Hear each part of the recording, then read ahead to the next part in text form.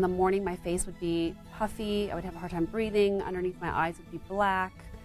I wasn't able to exercise the way I'd like to because of the postnasal drip and having a difficult time breathing out of my nose. I woke up with a headache and my sinuses were congested. I sounded funny, my ears were blocked, and I constantly felt nauseated. I had basic loss of smell and loss of taste. Those two senses were completely gone. If what you just heard sounds familiar, you may be one of 37 million Americans suffering from chronic sinusitis. Symptoms of chronic sinusitis include facial pressure or pain, headache pain, congestion or stuffy nose, thick yellow-green nasal discharge, bad breath, or pain in the upper teeth. Now there's a minimally invasive technology used by ear, nose, and throat physicians to relieve symptoms of chronic sinusitis. This technology is called balloon sinuplasty. Hear how balloon sinuplasty technology has changed the lives of former sinus sufferers. You know, I just didn't feel like I wanted to go out a lot at night. If we had a social engagement and there was any way to get out of it, I probably would. And you know, I have some grandchildren, and I like to spend time with them. And I wasn't always in the right frame of mind to do that. So it was a general downer as far as my enthusiasm for life in general. It was a challenge many days going in to work and trying to fulfill the duties of my job, because it is a very demanding job. I mean, after I would get off work, which is a long day, I mean, I just didn't have the energy or the stamina to really try to fulfill my home responsibilities. I could smell smoke. I could smell that there was a fire close by. And so I thought, oh my gosh, I can breathe already, and it's just been probably an hour or 2 hours. It has been about 1.5 years since my surgery with balloon sinuplasty technology, and I have felt great. I have not had the reoccurring infections every month.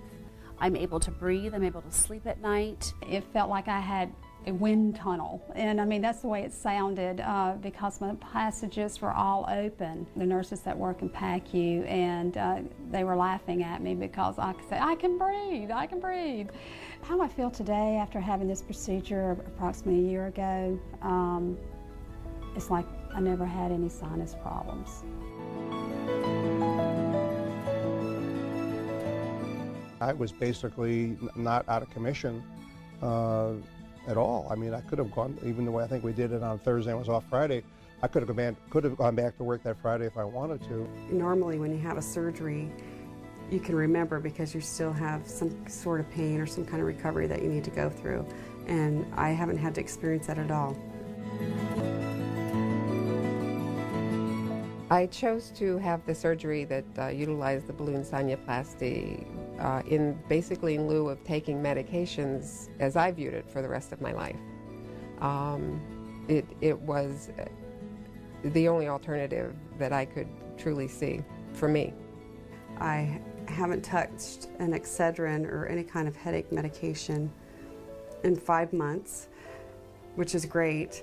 And I haven't had any antibiotics or any steroids at all. So I'm pretty much medication free as much as I can be. I'm able to work my full day, plus also have energy when I get home. If I wanted to go out or do something recreationally, I would be able to do it. So overall, I think it's made a tremendous difference in how I approach my day-to-day life. After the surgery, I think the word that sums it up is normal, because you know what normal is, and so I'm back to what I was many years ago when I didn't have any symptoms. So I'm back to being able to breathe. This has been a great experience for me to have this done and to be able to do the things that I like to do. I would just tell people that if you are having problems, go see your doctor, see if that's an option for you, because your life, if that is an option for you, your life is going to improve 100%. If I ever needed to have this surgery again, I would do it in a second.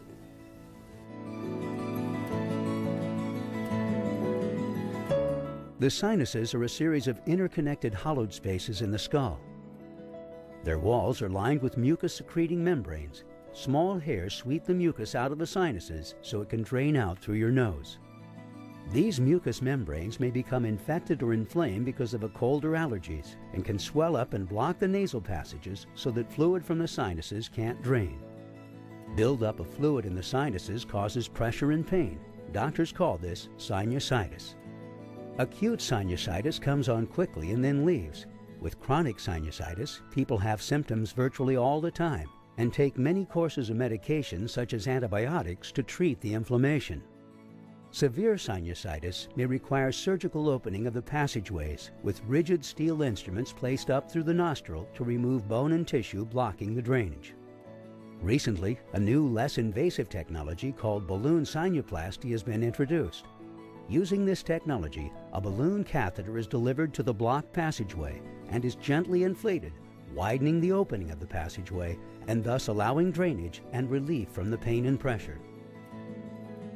With the balloon sinuplasty technology, you are dilating that tissue and bone. You're not causing mucosal trauma.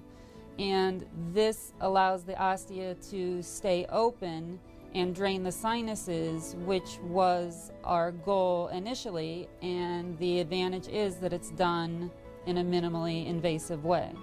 I have a physician patient who immediately went back to work the following day following the surgical procedure with no packing. So it's very dramatic compared to the traditional functional endoscopic sinus surgery. This is a technology that's based on sound clinical data and sound patient outcomes. And I think that really is where the foundation of the technology lies. To learn if it's right for you, schedule an appointment with an ear, nose, and throat physician who's trained on the balloon sinuplasty technology. Visit balloonsinuplasty.com to find a physician near you.